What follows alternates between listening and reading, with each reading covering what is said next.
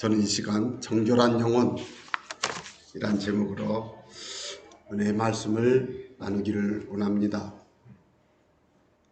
여러분, 사람은 육신과 영혼으로 이루어져 있습니다. 우리 눈에 보이는 것은 육신이잖아요.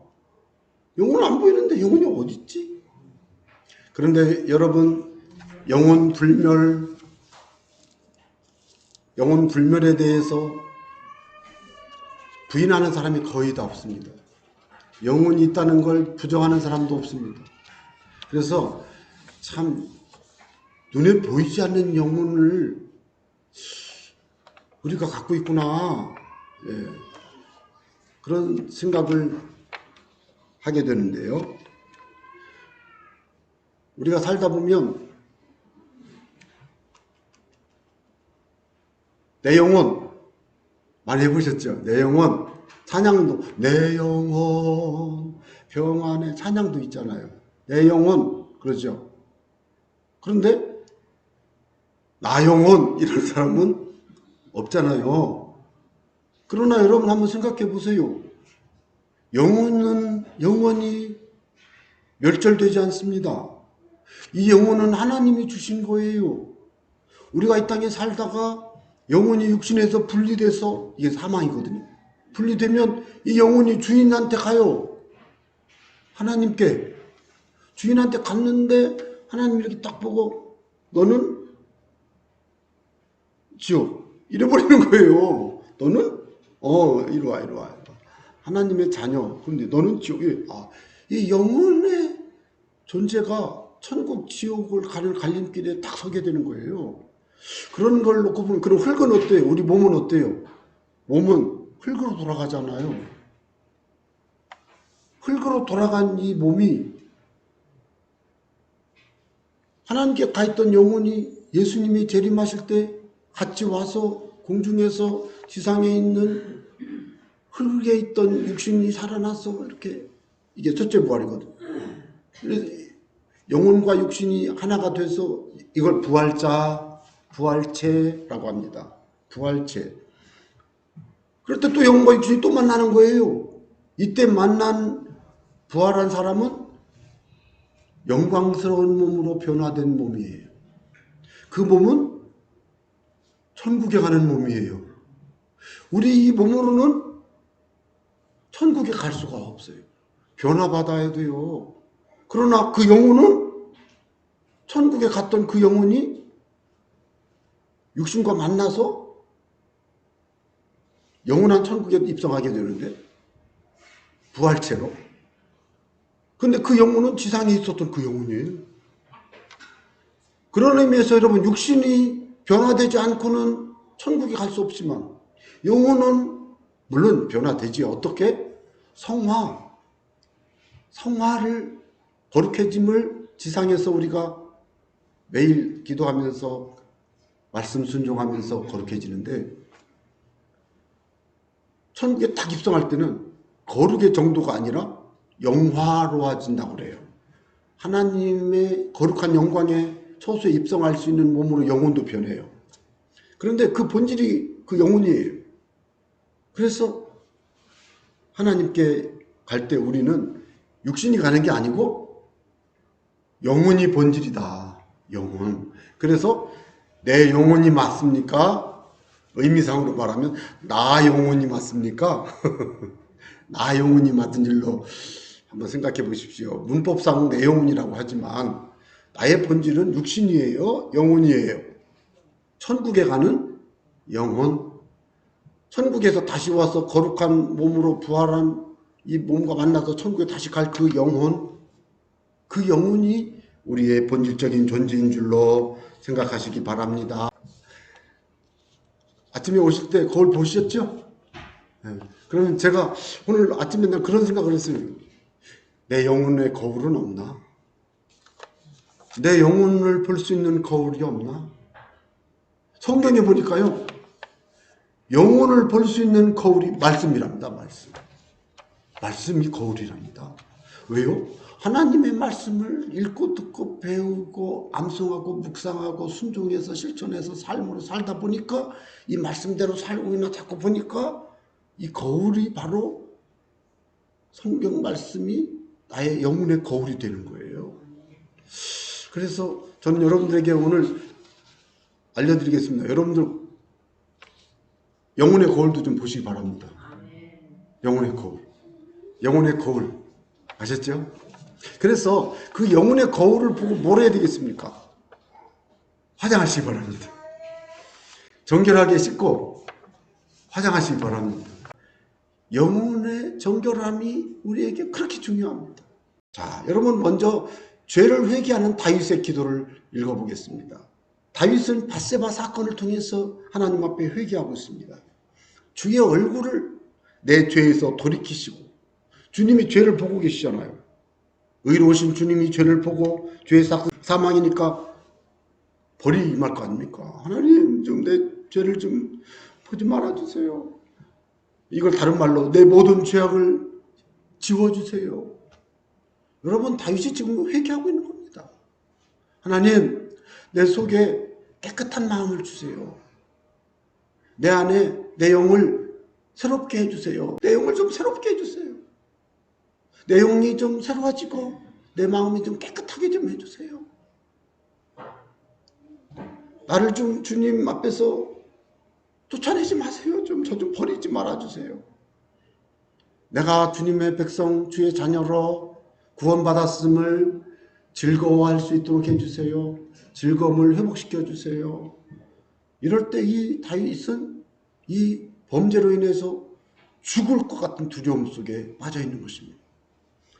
그래서 저는 이 말씀을 묵상하면서 여러분에게 먼저 부탁드리는 것은 여러분의 영혼이 정결하게 되시기를 바랍니다. 영혼이 정결하게 되기를 위해서 어떻게 해야 될까요? 두 가지만 말씀드리겠어요. 첫째는 뭐냐? 우리 영혼이 회개해야 합니다. 우리 영혼이 회개할 때 우리의 영혼이 정결해집니다. 우리 영혼이 정결해지는데 우리가 회개할 때 원죄가 있어요. 아담과 하와가 에덴 동산에서 하나님이 먹지 마라 했는데 하나님 말씀보다는 사단 마귀의 말을 귀 기울여 듣고 먹지 말라는 것을 먹었어요. 그럴 때 이 선악을 알게 하는 나무의 열매를 먹으면 눈이 밝아지고 하나님같이 된다. 그래! 냉큼 먹었어요. 여러분, 그 죄가 아담 이후 태어나는 모든 사람들에게 그대로 승계됐어요. 죄의 사건 사망이라고 그러더니 맞네. 맞아. 아담으로 말미암아 죄가 들어왔고 아담으로 말미암아 사망이 왔는데 아담 이후에 모든 사람이 죽었고 그들이 죽고 있고 하는 걸 보니 모든 사람이 죄인이라고 하는 성경의 말씀이 맞네요. 그래서 우리가 이 죄 문제를 해결하기 위해서 예수님을 주로 그리스도로 믿고 내 모든 죄를 주님 앞에 씻어주세요. 용서해주세요. 회개할 때 하나님의 자녀가 되고 원죄가 용서됩니다. 예수님을 믿을 때 아담이 지었던 범죄가 용서됩니다. 그런데 우리가 아담의 범죄를 용서받았음에도 불구하고 여전히 죄를 짓는데 그 죄를 자범죄라고 그러죠. 자범죄. 내가 짓는 죄란 뜻이 있잖아요. 내가 지은 죄를 회개해야 돼요. 내가 짓는 죄를 회개할 때 내 영혼이 정결해집니다. 그래서 예수님 믿고 원죄를 회개하신 여러분, 내 삶 속에 자범죄를 회개하시기 바랍니다. 회개함으로 영혼을 정결하게 하시기를 부탁합니다. 그런데 우리가 살다 보니까 뭐 성경에 보니까 기도하면 된다고 그러더니 그 기도를 했는데 기도가 안 돼요. 응답이 안 돼요. 그 이유가 뭘까요? 이사야 59장 말씀에 근거하며 하나님이 손이 짧아서 구하려고 해도 손이 짧아서 못 구해주는 게 아니에요. 하나님이 귀가 둔해서 못 알아들어가지고 귀가 잡수셔가지고 못 들어가지고 안 도와주시는 게 아니에요. 다 알아요. 다 알아요. 하나님 다 보고 계세요. 그런데 2절에 너희 죄악이, 우리의 죄악이 우리와 우리 하나님 사이를 이렇게 쫙 갈라놔버렸어요. 이 갈라진 이 틈이 너무 커. 깊고 넓어요. 갈라놓아서 이 죄가 하나님과 우리 사이를 갈라놓아서 하나님의 은혜를 받아 누릴 수가 없어요. 우리의 죄가 하나님의 얼굴을 싹 가려버렸어요. 하나님이 안 들으셔요. 듣지 않으셔요. 여러분 이거 심각하게 들어야 됩니다. 왜 죄를 회개해야 되느냐? 회개하면 복을 받기 때문에 회개하는 거예요. 회개하면요 행복해져요. 예? 피곤하고 힘들 때 샤워를 하면 어때요? 시원하고 좋잖아요. 기분 좋잖아요. 개운하고 얼마나 좋아요. 그리고 촥 쉬면서 편하잖아요. 여러분 주님 앞에서요 회개를 하면요 영이 맑아져요. 마음이 기쁨이 생겨요. 하나님이 너무 좋아져. 여러분 그래서 정결한 영혼이 하나님이 우리에게 주시는 가장 좋은 축복의 영혼 상태예요. 하나님이 축복한 영혼 중에 가장 좋은 상태가 이 정결한 영혼, 회개한 영혼. 회개하는 것이 얼마나 값진 것이고 행복한 것인가를 여러분에게 알려드리고 싶습니다. 사도행전 2장 38절에 보니까 회개하면 죄사함 받습니다. 공식입니다. 공식. 예수 믿으면 구원 받습니다. 회개하면 죄 용서 받습니다. 기도하면 응답됩니다. 하나님께서 회개하는 사람의 죄를 용서해 줍니다. 그래서 죄 사함 받는 회개를 꼭 실천하시기를 바랍니다. 그때 요한일서 1장 7절 그 아들 예수의 피가 우리를 모든 죄에서 어떻게 해요? 깨끗하게 씻어주실 줄 믿습니다. 그래서 오늘 우리가 회개할 것은 무엇이냐? 첫째는 마음에서 나와 우리를 더럽게 하는 것들을 회개해야 됩니다. 입에서 나오는 것은 마음에서 나와요. 입에서 나오는 말하는 거예요. 말로 나오는 것은 마음에서 나오는데 이것이야말로 사람을 더럽게 합니다. 마태복음 15장 19절에 보니까 마음에서 나오는 것은 악한 생각과 살인과 간음과 음란과 도둑질과 거짓 증언과 비방이라잖아요. 여러분 이런 일들이 이런 것들이 우리 마음에 있으면 하나님이 제대로 응답 안 합니다. 갈라디아서 5장 19절 이하에 보면은요 육체의 일, 육체로 범하는 죄 아주 안 좋은 게 있는데 뭐예요? 음행과 더러운 것과 호색과 우상숭배, 주술, 원수 맺는 것, 분쟁, 시기, 분냄, 당짓는 것, 분열함, 이단, 투기, 술 취함, 방탕함. 설명 안 할래요. 여러분 나쁜 거예요.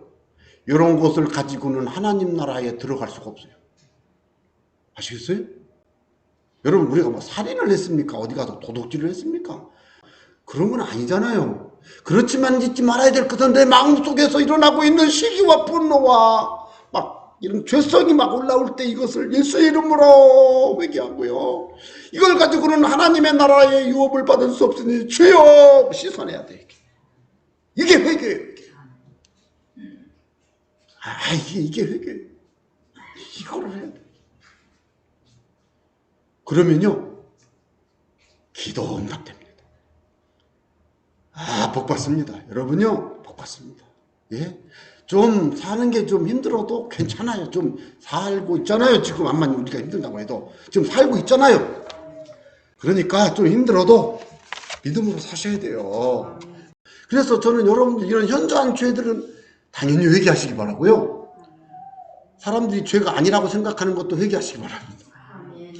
사람들이 죄가 아니라고 하는 일상 중에 죄가 얼마나 많은지 아세요, 여러분? 우리가 부모로서 자녀를 사랑으로 대하지 아니하는 것도 죄입니다. 사랑한다고 말하면서 사랑을 마음으로 표현하지 않는 것도 죄입니다. 절제되지 않은 말로 자녀에게 말해서 상처를 주고 부모에게 말해서 상처를 주고 요즘은 부모가 자녀 때리는 거 적어졌지만 자녀가 부모 때리는 노부모를 때리는 자녀들이 많아졌대요.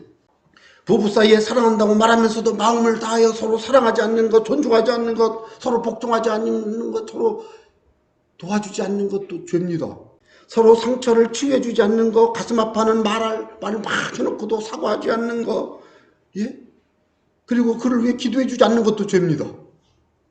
여러분 죄라고 하는 것이 뭐 꼭 도덕적이고 막 그런 것만 죄가 아니에요. 내가 마땅히 해야 될 거 안 하는 것도 죄고요.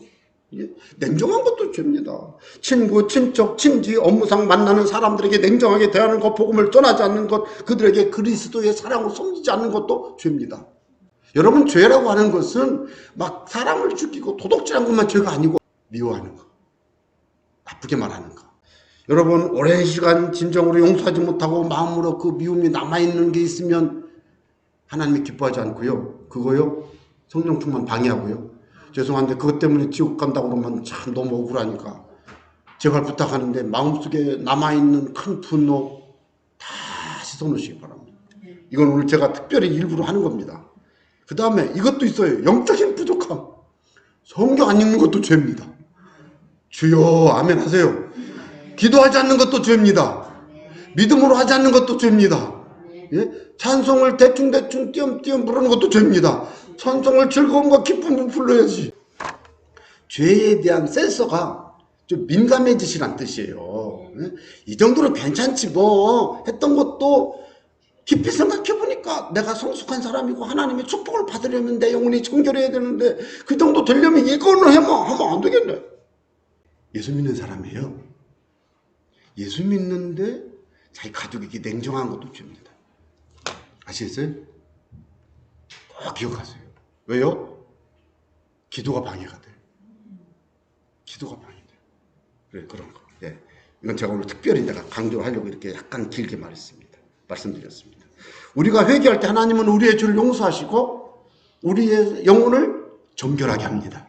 여러분, 정결한 영혼 되시기 바랍니다. 주님이 우리를 씻겨주기로 해요. 아시겠어요? 내가 씻고 싶지 않아도 주님이 나를 씻고 싶어요. 이 마음에 상처, 여러분 상처받은 거 있으신 분들 지금 제 얘기 잘 들으세요. 상처도 죄입니다. 상처가 죄라는 것을 빨리 깨달으세요. 상처를 마음에 품고 기도가 방해된다면 그분은 아직 십자가를 잘 모르는 거예요. 예수님 믿은 지 5년 이상 되신 분들이 여전히 상처 때문에 화가 나 있다면 죄송합니다. 회개하세요. 예수님의 십자가 보혈을 씻으세요. 성령의 불로 이 상처를 태우세요. 그리고 할렐루야 하고 성령의 새 마음을 품으세요. 그러면요 그 인생 빛납니다. 그래서 제가 두 번째, 우리 영혼은 겸손해질 때 하나님 앞에서 이 영혼이 또 정결해져요. 겸손해지면. 겸손이 뭐예요? 낮추는 거예요. 낮추는 거. 누구 앞에 낮춰요? 하나님 앞에 낮추는 거예요. 다윗이 미갈 앞에서는 남편이고 왕이지만 하나님 앞에서는 뭐예요? 옷이 벗겨져도 상관없어요. 하나님 앞에 춤을 추고 막 할 때. 그러나 다윗은 미갈 앞에서는요 남편이고요 왕이에요. 하나님 앞에서는 어린아이와 같아요. 그래서 다윗처럼 막 춤을 추면서 하나님을 찬양할 수 있는 그런 낮아짐 겸손함이 저와 여러분들에게 있을 때요 이 마음이 순전해지고요 이 마음이 하나님 보시기에 아주 순결해요. 그래서 그 사람이 기도하면 하나님이 그래 이렇게 되는 거예요. 이 마음에 막 그냥 자기 잘난 마음, 내가 뭐 하나님을 내가 이렇게 섬겼어요 막 자랑하는 마음, 이걸 다른 말로 말하는 거예요 교만입니다. 자, 베드로전서 5장 5절, 야고보 4장 6절에 보면 하나님은 교만한 자를 대적하시되 겸손한 자들에게는 은혜를 주시느니라. 이 말씀에 근거하면요 예? 하나님이 쳐버려요 이렇게.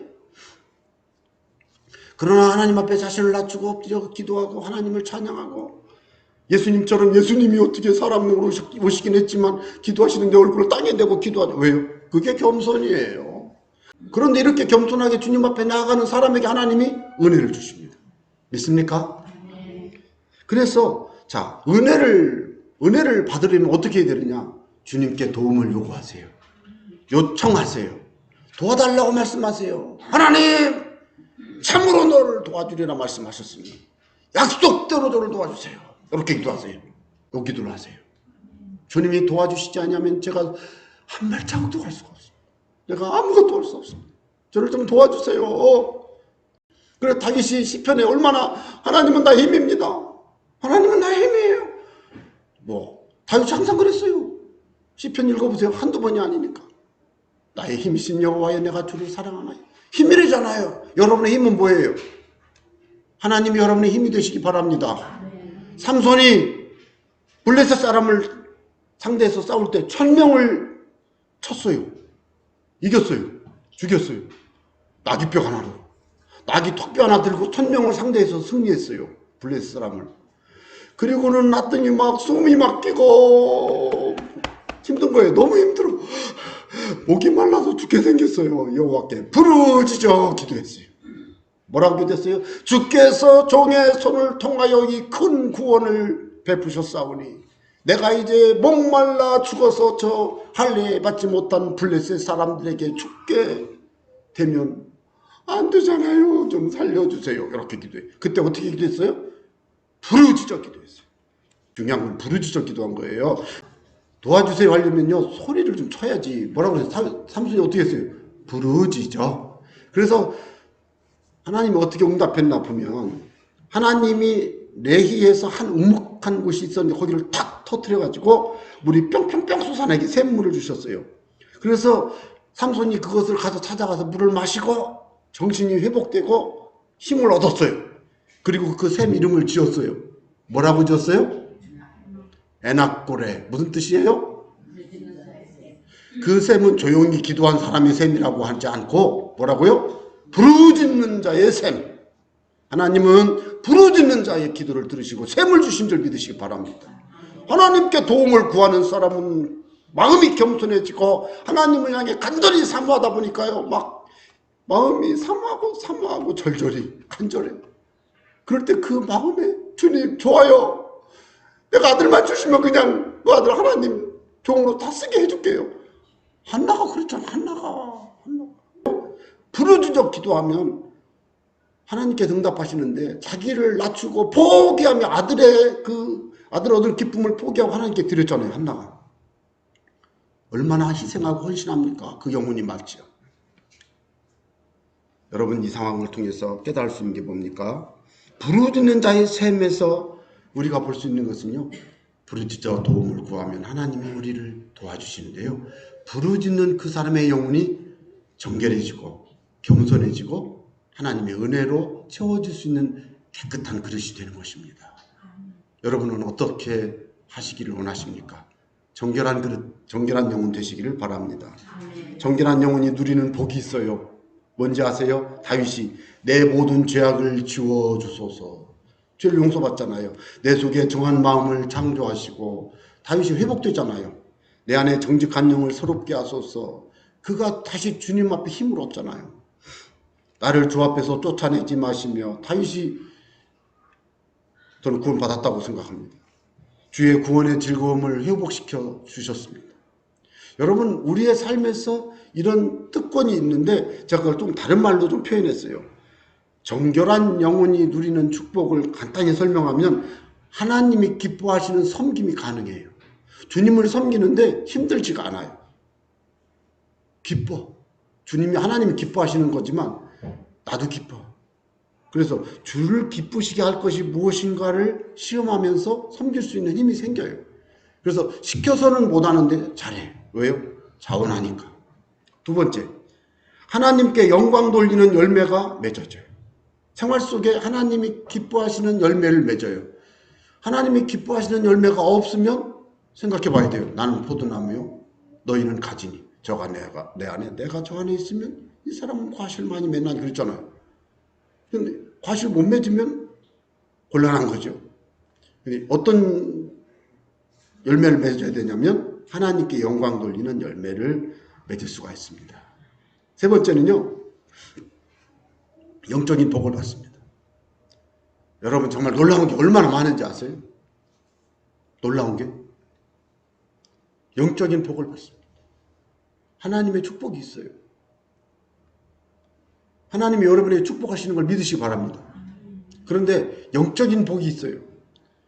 기도하면 응답되는 게 기적이고 기도했더니 하나님이 주시는 신앙의 평강이 충만해져. 이렇게 충만해져. 성령 안에서 열매가 나타나고 은사가 나타나고 이런 권세가 나타나고 삶에 나타나기도 합니다. 삶의 승리가 나타나요. 승리. 영적인 복을 받으면 일상도 잘 돼요. 건강도 좋아지고 믿으시기 바랍니다. 그래서 우리가 영혼이 정결해지면 하나님의 복이 임하는데 영적인 복이 임할 뿐만 아니라 이 땅에 사는 삶들이 잘 돼요. 자녀들이 잘 자라. 연말정산할 때 여러분 혹시 직장인들은 연말에 정산하잖아요. 어떤 때는요 10만 원밖에 안 되는 집도 있어요. 20만 원. 감사해야 돼요. 그게 삶에 주시는 축복이에요. 그래서 하나님 앞에 영혼이 정결해지면요 그 영혼의 정결해짐이 흘러가가지고 가족들에게도 이렇게 임하는데 그게 바로 뭐냐? 성령이 임하기 때문에 그래요. 성령이 임하기. 정결한 영혼이 되셔서 복을 누리시기를 바라는데 진심으로 회개하세요. 제가 정말 부탁합니다. 꼭 하세요. 그러면 주여 말로 표현할 수 없는 하나님의 은총이요 쏟아집니다. 이걸 믿고 저하고 약속하세요. 회개하기로. 그러면 깨끗이 씻고 아기를 품었을 때 그 엄마의 마음에 아기가 뽀송뽀송하고 분발로 얼마나 향기도 나고 이제 요즘 막 세제도 막 향기가 나잖아요. 그 아기를 안고 근데 그 아이 하루만 지나면 땀나잖아요. 그죠? 또 씻기잖아요. 우리의 영혼을 마치 그렇게 생각하면서 하나님께 회개하고 기도 응답되고요. 하나님이 복을 주십니다. 그리고요 승리합니다. 그때 주여! 하고 기도하기 시작하면 성령이 임하고요. 권세가 나타나요. 기적이 일어나요. 그런 애가 임하게 되시길 바랍니다.